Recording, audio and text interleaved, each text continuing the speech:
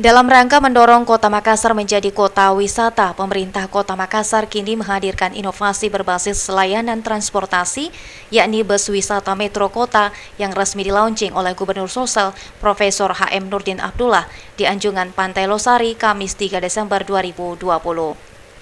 Bus ini sebelumnya adalah hasil recycle atau daur ulang dari mobil sampah Tangkasaki yang akan dioperasikan hari ini di Kota Makassar.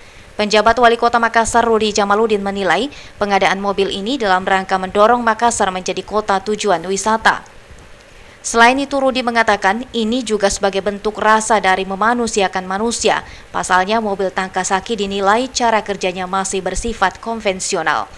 Gubernur Sulsel Nurdin Abdullah mengapresiasi ide brilian dari jajaran pemerintah Kota Makassar. Ia mengapresiasi Kota Makassar yang terus berinovasi, menciptakan bus dari mobil sampah juga telah disiapkan 3 koridor. Kota Makassar yang terus berinovasi, ya kita lihat menciptakan bus dari mobil sampah, ya, membuat bus yang lebih bagus untuk kepentingan kota. Nah, ini ada 3 koridor yang kedua, tentu ini akan membantu masyarakat, ya, terutama para wisatawan, ya, baik mancanegara maupun lokal.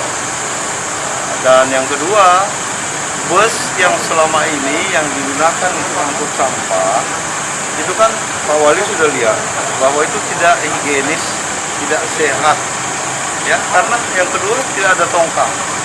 Nah, kita yang mengganti mobil sampah yang pakai kompaktor yang tidak menyebarkan bau, tidak menyebarkan sampah. Kalau yang sekarang ini kan manual, kasih naik dan kasih turun pakai manusia.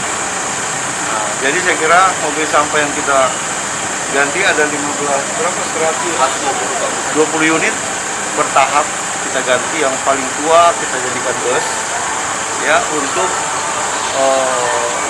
mengangkut wisatawan, ya, karena ini busnya juga gratis, makanya disebut bus wisata Makassar. Selain langkah awal, bus wisata Metro Kota Makassar ini hanya dihadirkan 3 unit, namun Rudi tengah mengusulkan tambahan 10 unit secepatnya. Tridewanti, Pajar TV dan Pajar Radio melaporkan.